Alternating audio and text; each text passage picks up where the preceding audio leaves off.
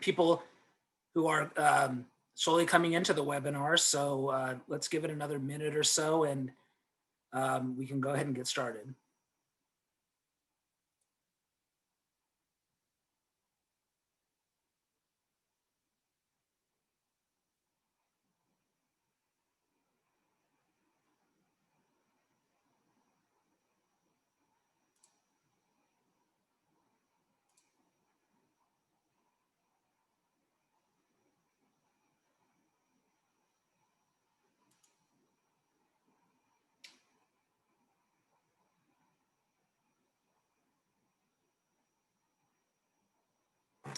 All right, let's go ahead and get started. So first, I wanted to thank everyone for attending this webinar. It's a very interesting time in our country. We have an election that is less than 6 weeks away, and an often discussed topic as a result of the election are taxes, and what the impact is going to be on our tax situation here in the U.S., dependent upon which party is elected into office and which party controls Congress. And so today I'm excited to have a number of my colleagues on the panel with me today to discuss the tax changes that we are expecting, or at least hearing about, depending on which party comes into office, as well as which party controls the Senate as well as the House. So with that, I wanted to introduce my panel. So my name is Akash Sehgal. I'm a partner here at Hasson Janks, and I lead our tax practice. With me on the panel to discuss taxes, we will have Polina Chapiro. Polina is a partner with our firm, and she leads our international tax practice. Francis Ellington is a principal in our tax practice who leads our state and local practice. And then Richard Wu is a principal in our practice, in our tax practice, who leads our real estate tax practice.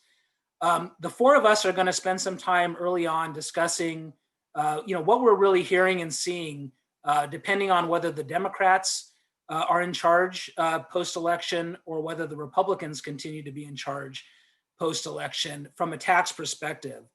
Once we spend time discussing the tax impact of the potential election changes, I'm going to turn it over to Anant Patel and Farshad Yashar. Anant is a partner in our firm who leads our advisory practice, and Farshad Yashar is a corporate tax partner who spends a lot of his time on transactional work, so M&A and other various transactions. And they're going to provide their perspective on what they're seeing from an M&A standpoint over the last several months, including what we're expecting to see in the future. So before we actually get into the panel on tax changes, I wanted to spend a few minutes discussing a few items on the tax side, some often asked questions that we receive regarding potential tax plans, whether it's the Democrats or the Republicans who are in charge, as well as the timing. Timing is a big question from a lot of our clients. So let's assume that the Republicans remain in charge. What are we expecting to see from them? And what would the timing look like on any potential changes or non-changes, depending on, if the Republicans are in charge? And then what happens if the Democratic Party takes charge post-election? There's been a lot of discussions about potential tax rate increases. What would the timing look like with respect to these changes? And so, and what does the process look like? So what does it take for changes to actually happen? What does the timing look like? And so before we get into the actual panel and asking questions, I wanted to spend a little bit of time discussing potential tax plans and timing. So I would say that a big cornerstone of the Democratic push is for wealthy individuals and corporations to pay their fair share of taxes. I think that's been a cornerstone of their platform for many years. And as you'll see when we get into the panel discussion, many of the tax changes that are being proposed by the Democratic Party are tax rate increases on the wealthy as well as on corporations. The Republican tax proposals are really sort of status quo with what happened in 2017 under the Tax Cuts and Jobs Act, which made a number of tax changes permanent, which actually provided benefits to corporations as well as to wealthy individuals in terms of tax rate decreases. And a lot of those are expected to remain consistent moving forward. In terms of timing and the process itself, so, I think it's pretty clear that regardless of who takes charge and who is leading in office post-election, that economic stimulus is really going to be a big focus post-election. And with the coronavirus pandemic, really focusing on economic stimulus, boosting the economy. We think that that's going to be sort of the cornerstone of any platform, at least several months post-election, as opposed to really focusing on tax changes. And Jennifer, if you can actually go to the next slide, please. So let's talk about the process and timing. So if the Democrats hold a slight majority lead in the Senate post-election, the focus really will be on what we call probably the budget reconciliation process. And what that means is that in order for tax changes to be proposed and ratified in the Senate, it often requires 60 Senate votes, so a majority, in order for tax changes to happen. However, in situations where a particular party may not have 60 votes, they are allowed to go through what we call the budget reconciliation process, which only requires 51 votes to pass particular tax changes. And what that basically means is that in order for the budget reconciliation process to happen, there has to be very strict guidelines that are followed. So for example, typically, these changes cannot be ratified where they're expected to happen for a significantly lengthy period of time. So oftentimes it's a 10-year period where if you're proposing tax increases or tax decreases, and it's going to have a significant contribution to the budget deficit, that would often happen for a certain period of time under the budget reconciliation process. And so that's something that will likely happen in this situation, particularly in that situation where the Republicans or the Democrats, mostly the Democrats in this situation, are not able to receive the requisite 60 votes to have a filibuster and for these changes to actually happen. So let's talk about timing. So as I mentioned, because a lot of the focus, at least initially, is going to be on economic reform, economic stimulus, it's likely, from what we're hearing, that any tax changes that actually happen probably will not happen until the later part of 2021. And if they do pass, that these changes are likely to be effective beginning of 2022. So historically, there have been tax changes that have happened that have gone retroactive back to the beginning of the year. But in those particular situations, they were either very slight tax increases, like change in the corporate rate from 34% to 35%, or they were actually tax cuts. But in this particular situation, and you'll see as we walk through the various panel discussions, that a lot of the changes that are being proposed by the Democratic Party could actually be significant tax increases. And if that's the case, the likely thought is that this would not be done retroactive back to 2021, but would instead be effective beginning of 2022. So just wanted to provide a little bit of guidance on the actual process and timing, because that is an often asked question from our clients. So with that, I wanted to start off the panel discussion actually with a question for Richard. So Richard, oftentimes when you're looking at potential tax law changes, a big focus is on the tax rates themselves. So in 2017, when the Tax Cuts and Jobs Act came out, there were significant tax rate changes that provided benefits to corporations and individuals. So the corporate rate went from 35% down to 21%. That's a major tax change as it applies to the tax rate. And then there was a reduction in the highest marginal individual rate from 39.6% to 37%, along with a couple of other changes like the qualified business income deduction. So the question I have for you is, under both the Republican and the Democratic platform, in terms of what we're hearing, what are we hearing and seeing with respect to potential tax rate changes post-election? Right. Thank you, Akash. And you hit it, because tax rates are always very highly in the news too. So people see it all the time. So here's kind of what we are seeing in the tax rate proposals, based on what's kind of informally introduced and formally introduced. So let's start with the corporate rate. So corporate rates currently are at 21%, which is as a result of the Tax Cut and Jobs Act in 2017 from the previous 34, 35% rate. So what's Trump is actually wants to decrease it by slightly to 20% based on kind of his, what he said in public statements and his, nothing for, I mean, Trump has not given a lot of formal proposal like Biden does, but he has said various statements in the media outlets. Biden, whereas he wants to, and this is actually a formal part of his formal proposal, is that he wants to increase it from the current 21% to 28%, which is somewhat halfway from the high of previous corporate rates. But he also wants to do a 15% minimum tax on book income if companies with net income in excess of 100 million. So what this is a lot of times, big corporations, they have taxable income and then they have book income, which is generally, GAAP income or financial statement income. So for tax purposes, they may have certain deductions or credits that might eliminate tax liability, but then they have book income. So this kind of Biden proposal is to kind of eliminate that, whereas even though they might have zero taxable income, but these corporations still subject to a 15% minimum tax if they're still showing book income in excess of that amount. So that's on the corporate side.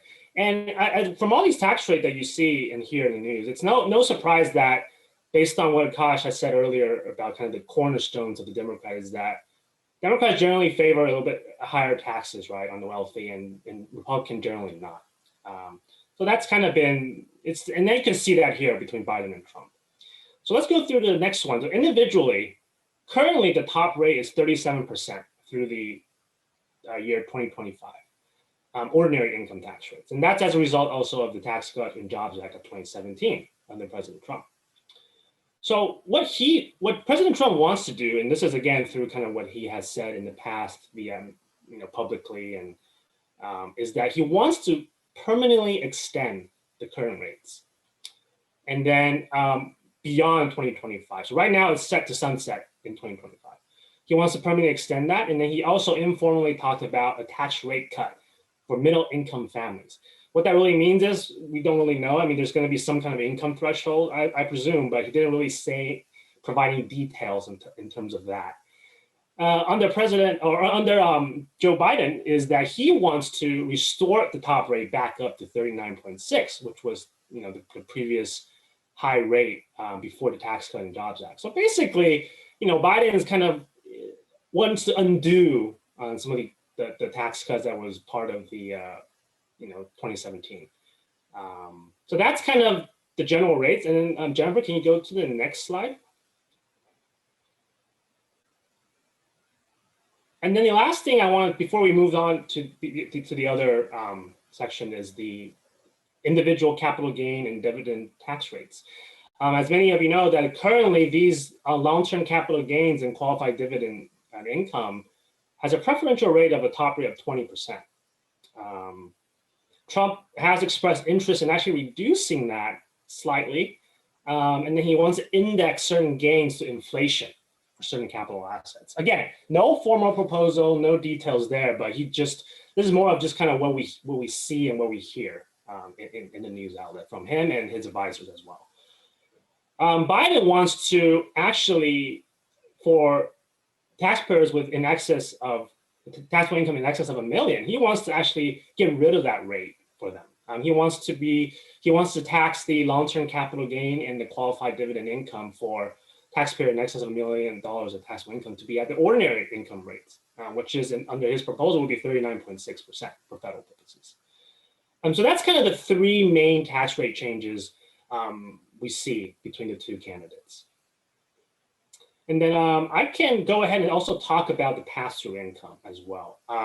As part of the Tax Cut and Jobs Act, there was as a result of the corporate tax cut being reduced so significantly, people didn't want the pass-through entity structure to be have a higher income tax rate. So what they did was they instituted a pass-through income deduction of 20% on the owner's pass-through income, which is from partnerships or S corps, et cetera. And then it is scheduled to expire after 2025. So it's a 20% business deduction on your net business income passed through from your investments. Under President Trump, no formal proposal on extending past 2025. He's been pretty silent on this particular deduction. Whereas Biden he's not phasing it out. He's proposing to completely not completely eliminate it. Biden wants to phase out the 20% business deduction for taxpayers that have income in excess of 400,000. So again, all of these four items serves to be tax rate increase under Biden's proposal. Richard, thank you for that. I think you touched on a couple of very important points. One being that from a corporate standpoint, the increase in the rate from 21 to 28 is sort of the middle ground, right? So if you look at some of the other Democratic proposals out there, they're actually suggesting raising it back to 35%. But the Biden camp has sort of taken the middle ground and said, 28% seems reasonable. It's sort of right in the middle. And a lot of large multinational corporations, when the rate initially went down to 21%, they said they would be even happy with something around a 25% rate. So it sounds like the 28% is kind of right in the middle. And then I think the biggest item here for a lot of our clients, and one that we've spent a lot of time discussing with them, is the change in the capital gain rates, right? So as a lot of businesses are looking to, and I know Farshad will cover this in the M&A portion, but as a lot of businesses are looking to, or a lot of business owners are looking to divest of potential investments, or they're, look for succession in their business. This is going to have a big impact, particularly for those that are here in California, as we'll see when we answer certain questions about the wealth tax. So to me, these changes could have a significant impact to our client base. So actually, the next question I have is for Richard as well. And two other major changes that we're seeing on the Democratic side is the change in the estate tax lifetime exemption, and as well as the payroll tax potential increase that the Biden plan is proposing. And when you think about the estate tax back in 2017, and you'll talk about this, Richard, there was a significant increase in the lifetime exemption per individual, and that's potentially looking to change under the Biden plan. So if you can please discuss both the estate tax and payroll tax proposed changes. Sure, yeah, and the estate tax is a big deal as well. With the current situation is 40% estate tax with a basic exemption of 10 million per individual, indexed for inflation, which works out to be 11.58 million in 2020, with a step up in basis to inherited assets by the beneficiaries, right?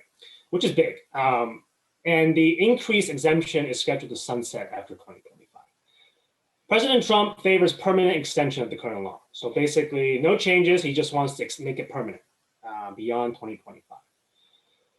Biden is favoring, in his proposal, is to return to 2009 levels, which that means is a 45% top rate.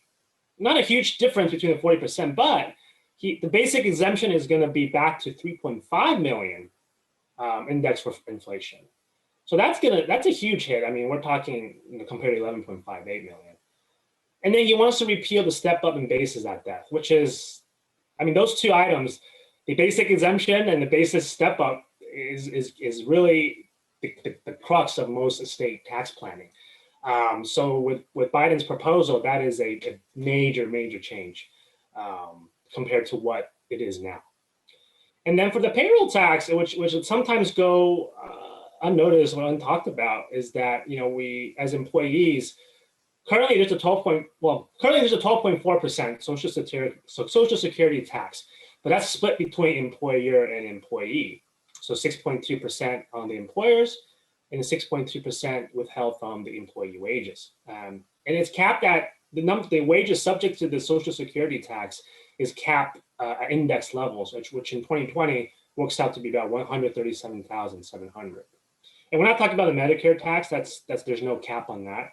For under President Trump, he informally discussed payroll tax relief. Again, no really specific details on what it means in terms of numbers. And as you all might recall, back on August 8th, he did issue a executive memo allowing employers to defer the employee's portion of 6.2% Social Security tax. And he has continued to publicly promise that if he was to get reelected, he would work with Congress to permanently forgive all the deferred amounts. So we'll see. That's still, he's been saying that ever since he issued the memo back in August 8th. Whereas under Biden, he wants to expand the Social Security tax base on wages above $400,000.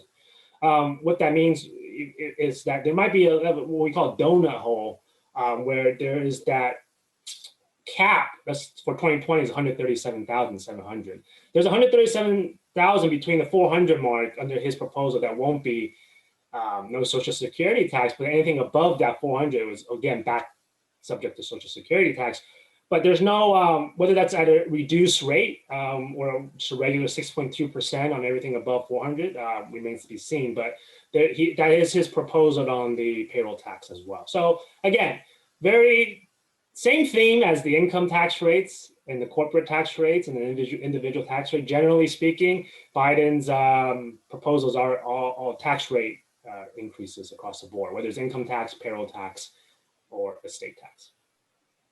Thank you, Richard. And the estate tax, I think, obviously that's a huge item, right? So if the Democrats are elected into office, my guess is you're going to see a flurry of estate tax planning being done through the remaining part of 2020 as well as 2021.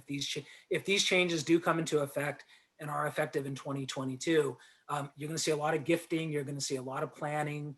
And it's definitely something that a lot of our clients are keeping their eye on, because the increase from the 5 million previously to 11.5 was a significant benefit to a lot of our clients, and a significant reduction is going to, I think, create a lot of individuals wanting to do some planning very quickly in the next year and a half. So Richard, I have one final question for you, and you lead our real estate practice. You spend a lot of time with our clients on real estate tax issues, accounting issues, et cetera. There's been a lot of talk about the 1031 exchange, and which is a big benefit to a lot of real estate companies. What are we hearing in terms of the 1031 exchange, and under the Trump plan as well as under the Biden plan? Yeah. Jennifer, if you can go to the next slide for me, please. Real estate. The 1030, specifically a 1031, has been on the target list for quite some time, and people have continually talked about wanting to get rid of it. So for those of the ones that you don't know, 1031 exchanges basically allows real estate investors to exchange real property for real property and defer the gain on the original property when sold to buy a new property, right, the replacement property.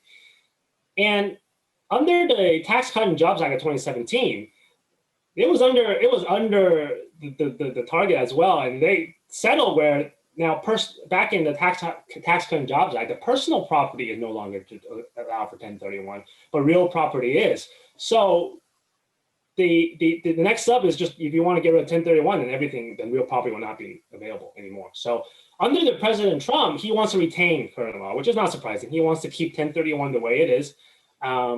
Not allow for personal property, but continue to be allowed for real property. Joe Biden, different. He wants to, what he calls, eliminate certain unproductive tax breaks for real estate investors with income over 400,000. And he did say 1031 is on, he wants to get rid of 1031. He doesn't think that provides real benefit for the economy. It's unproductive in his words. And on top of that, and this is kind of a vague statement, but he did say in his proposal that he wants to change the way that real estate investors and professionals can deduct rental losses or real estate losses against income. And that's a very vague statement. But I interpret that to mean he's looking at the real estate professional election. So for those of you on the call that may not really know the basic, but generally speaking, rental real estate is passive, which you can only offset passive income. But real estate professionals that qualify under certain requirements can elect to be treated as a real estate professional and deduct real estate rental losses or real estate losses against all income with no limitation for federal purposes. So that is what I interpret that vague statement to be. So he's really going after, the 1031 and ability to deduct losses against by real estate professional against all income. And the next one is just the opportunity zones. Not a huge change in terms of what the tax benefits are. So President Trump favors continued extension of the program, which is set to expire after 2026. Joe Biden is not, he's not saying to change anything, but he wants more oversight. He wants more regulatory oversight. He wants more public disclosures of companies investing in these opportunity zones and receiving the tax benefits. So he wants more information, but not eliminating the program. So that's kind of, but the 1031 and the ability to deduct rental losses or real estate losses it's been under the list for a while, and it's for Joe Biden, it is on the list as well. So. Thank you, Richard. So as everyone will see, that at least on the federal side, a lot of the changes that are being proposed by the Democratic side or the Biden party really are significant tax rate increases, significant tax changes. And obviously it remains to be seen how many of these proposals actually come to fruition. But it's something that we all need to keep our eye on and make sure we're ready for in terms of planning and discussions with our clients. So with that, I wanted to switch gears a little bit and talk about international tax. So, the international tax side historically and even currently is clearly one of the most complex technical areas under the Internal Revenue Code. And, historically, many multinational corporations took advantage of US tax law to retain profits off of offshore. Everyone has read about, the Apples and the Googles and the various large multinational corporations that have taken advantage of prior tax laws that were in effect. The Tax Cuts and Jobs Act had some significant changes on the international side. I think Polina and her international team are still trying to digest the hundreds and hundreds and hundreds of pages of regulations that are out there. And if they change again, it'll only, I don't know what that's going to do to our international group. But with that said, I did want to, Paulina, first get your thoughts on if the Trump party stays in, if the Trump administration stays in the White House, if the Republicans control the Senate, what, if any, changes are you expecting to see from the Republican side? Thanks very much, Akash. Yes, indeed, the 2017 Tax Act was probably one of the most massive overhauls of international legislation that I've seen in a long, long time. And we went from a period of time where most of the income that was offshore was, with some exceptions, was not taxable until repatriated, to now having rules that require most companies that have operations overseas to pick up income in the US, whether or not repatriated, to a much greater degree. Corporations and individuals are taxed very, very differently in the international tax area. That was not true before 2017, but became true after that act. So those of our clients that are set up in a corporate that is a US corporation, multinational with subsidiaries, are seeing a very different picture in how they're taxed than our individual clients that have holdings outside of the United States. So to more on point to your question, we do not anticipate significant changes because President Trump has already gone through that process with Congress in 2017. We suspect that there will be some refinements to that legislation. Perhaps there were a few areas where the result ended up being a bit surprising and probably unintentional. And that has not been corrected due to the controversial relationship between Congress and the president. But so there have been technical corrections that we would have normally seen. So that would be something we'd expect to happen now after the election. And the other part is that there are some, as was mentioned before, I think Richard talked about some of the cuts being made permanent. In the international arena, it is similar in that there are certain rules under GILTI that I may talk about later, but and FDII that are currently due to sunset. The exclusions that provide some tax benefits are due to sunset. That would probably be on the agenda to make permanent by the Trump administration, assuming that they stay in office.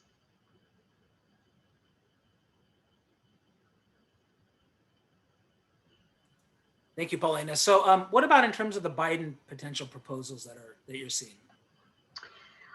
So there are a few items. The first that you're seeing on the slide is the offshoring penalty, which I'll get to in a moment. There is something called Made in American Tax Credit. We'll talk about that as well. There is a potential change to the GILTI regime, always an interesting acronym to look at. Also, minimum tax on book income that was discussed before, that would include foreign corporations. So that's the other one. And some tightening of the anti-inversion rules. So let me talk about the offshoring penalty first. So whenever you read anything in the press about multinational companies or multinational operations, there's always that sense that operating in the US good, operating anywhere outside of the United States bad. And so this is definitely gets us into that mode, but much more specifically. So if a company offshores manufacturing of certain services, which are then sold back to the US, they would then be subject to the US corporate tax rate at 28% plus a penalty. This, of course, presumes that the corporate rate goes up to 28%.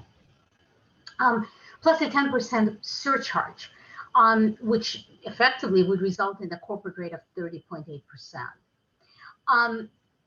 This would also apply to services. So, for example, call centers that could be that many companies set up outside of the United States, which are serving the main offices in the US, those would be subject to this particular offshoring penalty.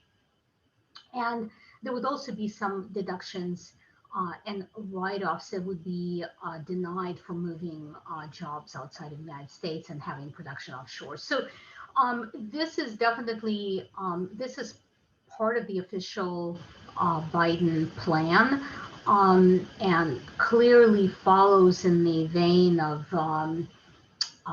having offshoring jobs and having profits outside of the United States to be penalized for that if the ultimate goal is to sell back or serve back the US company. No, thank you. Please go ahead to the next slide. It's perfect. The next is Made in America tax credit. So this would be for US companies that are doing certain activity in the US. They would have a 10% advanceable tax credit. We don't yet know what that means in terms of advanceable, whether that would mean that it is received on estimated costs in advance of actually spending the money, but that's how it's defined in their proposal.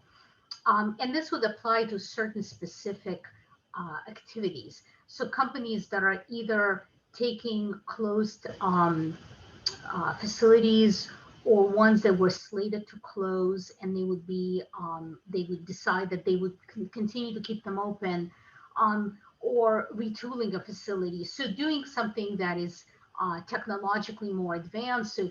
And the example that I have here is that if a company was producing cars, regular gas-powered vehicles, and they decide that they're going to retool to manufacture electric vehicles, they would be eligible for this type of credit. Bringing production, of course, from overseas to the US would qualify. And the last item that's listed is that a company would evaluate their wages from pre-COVID levels for jobs paying up to $100,000. And to the extent that they are increasing those wages, then they would be also potentially eligible for this credit. And if we can go to the next slide. Now, global intangible low tax income was something that was introduced in 2017. And again, there was a fairly massive overhaul in how income gets taxed. So now, if I own a company outside of the United States and that company produces profit, that is subject to tax in the US, regardless of whether it was repatriated or not. And it is based on net profit. There is a special, and there are a couple of special exemptions from that amount. So one of them is related to my depreciable assets in that company, which is 10% of net depreciable assets that are in the foreign entity, as well as a 50% reduction in the tax rate if I am a corporation. It does not apply to individuals. So effectively, for a U.S. multinational that has foreign operations that are profitable, will be taxed on that income at 10.5%. And that, again, does not apply to individuals, but the proposal is to increase, to pretty much eliminate that 50% reduction and tax U.S. corporations on at least 21%, which is the current tax rate, or the full corporate rate at 28%. So that would be a significant change. Again, we're talking about income that has not been repatriated. It is in operation outside of the United States. So being subject to tax on this amount is significant, particularly for those that are operating in lower tax jurisdictions. And again, we're not talking about havens. We're talking about countries that just levy lower corporate rates, which are a lot. Particularly European countries. There are many European countries that are lower than 28%. The other part of that proposal, which again will have a fairly negative impact on multinationals and individuals that have foreign operations, is applying this on jurisdictional basis, meaning country by country. That would be, right now, GILTI income and deductions are fully aggregated. And they are not, and if there are losses in one income and the other, they are aggregated to a net number. This would no longer be available. So you could potentially have income that you're recognizing and subjecting to 28% while you still have losses in other countries. So it would have some, generally some negative impact. There were a couple of other items that were mentioned. In addition, we don't have a slide on it, but there is a plan to tighten the anti-inversion rules. The only reason I mention it, we don't see inversions very often. That is fairly more something that people read in the press, but they have been tightened over the past couple of administrations, but the Biden administration wants to tighten it yet more. So that's a little bit of an overview on the international tax plan. Thank you, Polina. So, clearly there's some significant potential changes that will happen on the international side, and it kind of, additional from what happened back in 2017.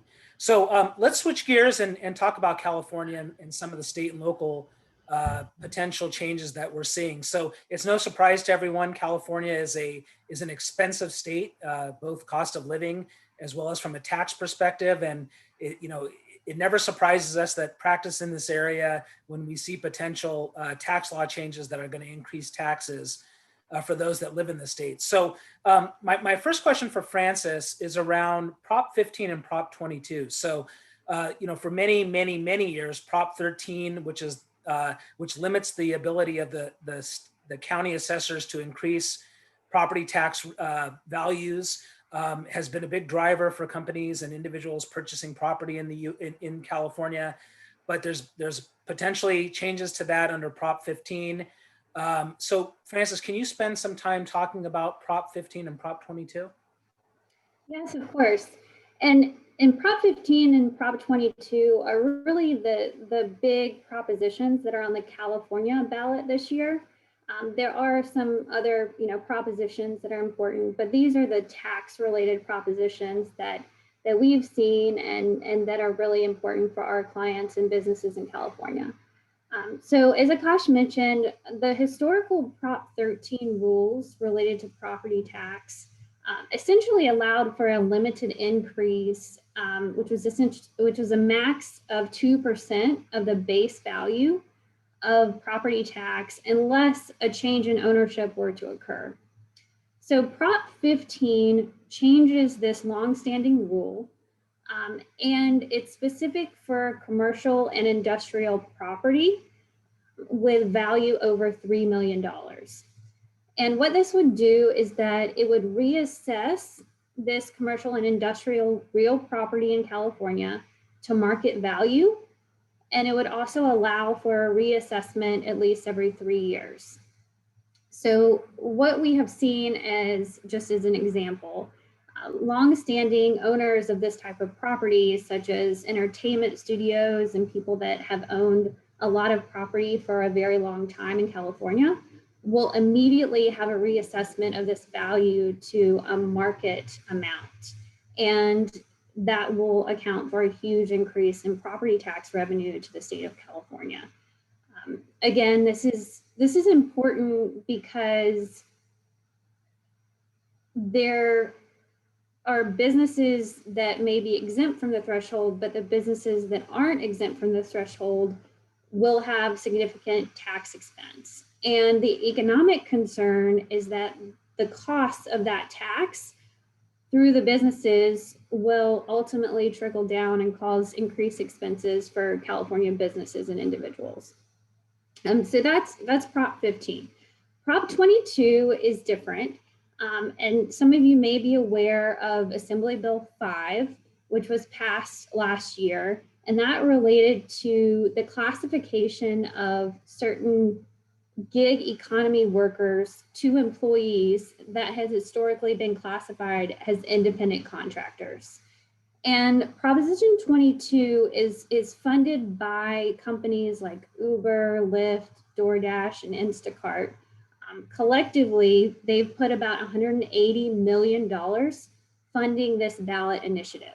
So obviously these companies have a vested interest in the classification of their workers.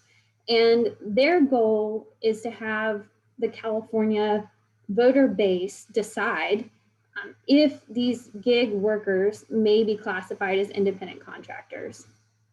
Now, there are arguments on each side. Essentially, the argument to have them as employees is that they will be afforded protections such as unemployment benefits, workers' compensation, minimum wage, and so on. But there are arguments against, such as the flexibility that it allows for these types of workers to remain as independent contractors. So I encourage everyone, if you have questions on this, definitely ask. These are very important ballot initiatives that are currently coming up soon. Thank you, Frances. So if you can also quickly touch base on the, one slide before, Jennifer, so obviously the wealth tax in California and the increase in individual tax rates, it's a big issue for a lot of our clients. We're having a lot of discussions with them.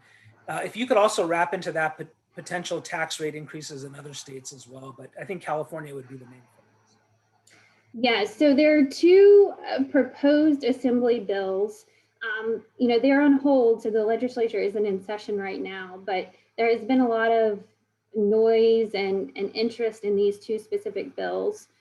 AB 2088 is the wealth tax, and it is essentially a 0.4% tax rate on all net worth for taxpayers that have net worth above $30 million. And the interesting thing about this wealth tax is that it not only would tax current California residents, but you may be taxed as a non-resident if you have been a California resident in the past 10 years. So this is very interesting. It's a newer type of tax. Other states are trying similar things, but it will be interesting to see what traction this bill gets next year. The second item here, AB 1253, is an additional, I would say, surcharge on the state's highest earners, specifically in its additional 1% for taxpayers that have taxable income over 1 million, additional 3% over 2 million, and the highest rate is additional 3.5% surcharge for incomes over $5 million. So that would make California's highest rate 16.8%, which to a lot of individuals, especially people who live in states with no income tax. That seems crazy. So again, that is a proposal for California. Jennifer, you can go to the next slide. There are several other states that are proposing additional tax increases, so this appears to be a common theme, especially as states need to make up for lost revenue and account for their budgets in the next few years. I listed a few here. For example, New Jersey and New York have increased proposals for higher tax rates. Other states such as Illinois, Arizona, and the list goes on, also have similar proposals.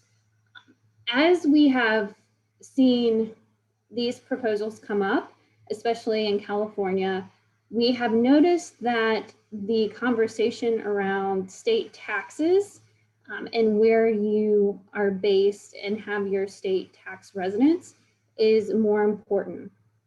And as you can imagine, the states also are concerned about individuals that may or may not be paying these state taxes. So I would just say that it's very important if you're considering, whether you have additional taxes in your state or whether you're considering moving to a lower tax state, such as Washington, Nevada, Florida, and other less cost of living jurisdictions, to review the tax rules, make sure you understand the timing, how that impacts you yourself as well as your business. What we find is that a lot of individuals think that moving to a lower tax rate jurisdiction is helpful, but they may not realize that they still have certain sources of income that may be tied back to California or other jurisdictions. So it's just important to understand the tax rules and be educated if you're considering a residency change. Thank you, Frances. So with that, I wanted to wrap up the tax side and turn it over to my colleagues, Anant and Farshad, to discuss the M&A landscape. Thank you, Akash, and thank you for the tax team. Farshad and I will distill the M&A landscape in a few minutes, so we'll kind of touch on some of the keynotes. And for those that are in the M&A space as professionals, I think most of us are very optimistic as human beings because we think that the cycle will continue. And if you think back to where the M&A cycle has been after the financial crisis, it's been a 9-year run. So most of us did think that there's going to be some sort of an adjustment, a correction, or a pause for two reasons, right? One is there's a cyclical element of M&A that just goes ups and downs. And secondly, coming out of 19, which is by far one of the biggest and the best M&A markets for transactions, values, and so forth, the election and the potential of what that could mean typically is a slowdown. So that said, that the pandemic was not on our cards in terms of what was going to happen, and it literally froze the M&A market. If you think about March to May, June, July, and we had within our firm probably about half a dozen clients that were in a process, either going through a liquidity event or an exit. And again, it was a case of clients bunkering down, looking at cash flow, looking at liquidity and so forth, and really spending the time in terms of figuring out what the shutdown is going to mean for them. That said, I would say in the last couple of months, and Farshad, you'll probably delve more deeper, is that we've actually seen a pickup. We've seen a pickup on certain companies that actually have managed to ride the shutdown, loss of revenues and so forth. Certainly the stimulus that came out in March and April, especially the PP loans and so forth, was a great asset to their balance sheet. And we've seen strategic acquirers come out and look for transactions because of deal volume being down. Certain transactions are getting done. So with that said, Farshad, and Akash, perspective is that the tax change is not going to happen in 2021, potentially 2022. Talk about some of the anxiety from a seller's perspective and what we're seeing in Q4 and what we think 2021 is going to look like. Yeah, so I largely agree with Akash that they may not see changes until 2022. The 93 Act, if you recall, had a big tax increase embedded in it, and that was pushed back or retroactive to 1/1/1993. So having a retroactive tax change is certainly not out of the question. But in terms of the anxiety over the tax rates that is driving sellers to potentially close, I mean, these are really anxious times for sellers. Richard talked about in great detail about the changes in the capital gain rates. If you're changing the capital gain rates by doubling it, that will essentially haircut the potential after-tax returns of a seller by 20%, significant decline in their after-tax gains. And so this is definitely a driver in individuals and companies to potentially do transactions before the end of the year. A couple of other things I would certainly touch on that are significant changes on the transactional side. Certainly qualified dividend tax rates changes will have a significant impact on cross-border transactions. Richard mentioned 1031 exchanges will definitely have an impact on real estate. And the perennial bad boy in tax world, that's the carried interest provisions, will most likely change if there's a change in administration. So those are the things to look out for on the transactional side. And Anant, I will turn it back to you for your talk about the debt market. Yeah, certainly the debt market, if you go back to the last recession that we had, it was a completely different recession. Financial institutions, debt markets were in a state of array, not only in the US, but globally. The debt markets are still strong. Financial institutions are strong. Certainly pricing of debt is more adjusted now. We've seen over the last 9 years and continue to see, we're just actually seeing a report of the amount of private equity funds being raised. There's a significant amount of capital from a buyer perspective. So there's a lot of appetite to invest in companies. And quite frankly, on the private equity side or even strategics, there are actually going to be opportunities in terms of add-on acquisitions for growth. So that really is something that's fueling, I would say, in the last couple of months in terms of looking at certain acquisitions that are going through. But that said, I've seen, and you, Farshad, as well, we're working with a business services company that we're posting revenues about 2.9 million of revenues on a weekly basis and went down to $1.5 million. And now growing back, and it's a company that's in the essential space and will be exiting for two reasons. One is to preempt any tax impact for next year, but also there's appetite in terms of acquisitions and values are holding up as well. So we're actually seeing some positive transactions coming down. Why don't you talk about other industries that you're seeing, Farshad, that is benefiting from this current situation? Yeah, so these are sort of the euphemistically called COVID bump companies. As you know, 2020 has just been a bad year, a very difficult year for a lot of industries. There are certain pockets within these industries that have basically bucked the trend. As an example, the food industry on a whole has been struggling a lot in 2020, but the direct-to-consumer companies, such as the grocery companies, have done very well, and their top line has grown significantly in this environment. Could be a function of changing behavior in consumer, the way they basically eat or eat more from home or ready-made meals. Or could be just a more secular change in the environment. We just don't know that yet.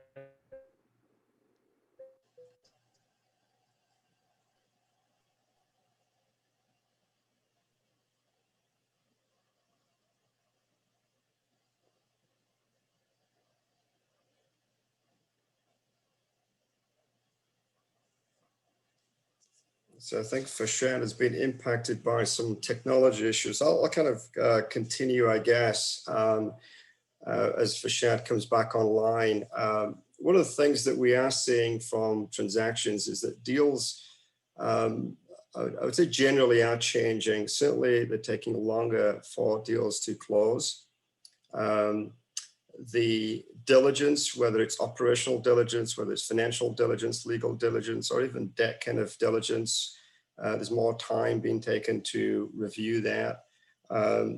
Transactions in terms of price of the transaction. There's probably going to be more earnouts as opposed to all cash deals. There's going to be more rollover of equity in the transactions as well.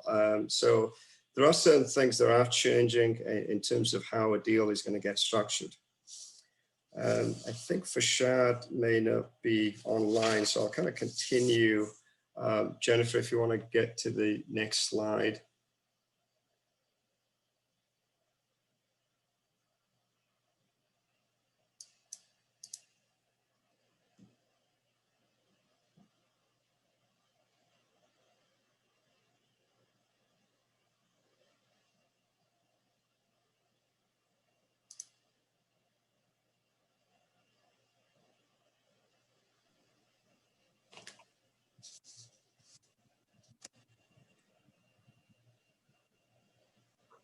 Sorry, I just for some reason my my connection just died, so I don't know where we left off. Akash? I think Anant may have died too. So My apologies. right now we're actually on this slide. Farshad, I don't know if you can make a couple comments on the current and future state. There's some tax items on here. Sure, yeah. So obviously we've talked about a lot of the big ticket items on the tax side in terms of what the changes may look like if there's a change in administration. The bigger item, if there is a change in administration, we may see a shift towards doing more tax-free exchanges, sort of the old reorg provisions may come back, and we may be doing more transactions that are tax-free or tax-deferred in nature. Then basically ruled the day back in the 80s and 90s, so it may make it come back at the end towards next year. Wanted to just touch base real quickly at the end of this regarding the trade and tariff wars. Obviously, the Trump administration has been significantly active in this area in imposing tariffs on China, on EU, on Canada, in terms of a lot of different industries. Trump administration has been very active in managing trade, making changes to NAFTA, or scuttling the TPP program. This is obviously, if Trump is reelected, Biden has been a lot less, has been certainly more reticent about this issue, and whether he will be more as active or not. So it's a sort of a thing we don't know about at this point as to what will turn out in the trade and tariff area. The regulatory environment is sort of a mirror image of the tariffs and trade, in which Biden is a lot more active in terms of increasing regulatory environment and regulatory action, whereas Donald Trump has been obviously a lot more active in reducing regulations. And so those are sort of the changes that we may expect going forward if there's a change in the administration. So thank you, Farshad and Anant, for the update on the M&A side. Very, very insightful. So with that, we're at the 1 o'clock hour, and I wanted to thank everyone for attending the webinar. The slides will be emailed to everyone, so you'll have the slides available. If there are any questions, please reach out to, there'll be, I think, a process for providing questions. We're happy to answer them as we can. And again, I wanted to thank everyone for their time, including the panelists. So thank you, my fellow panelists, for all of your insight on both the tax and M&A landscape. Bye, everyone. Thank you.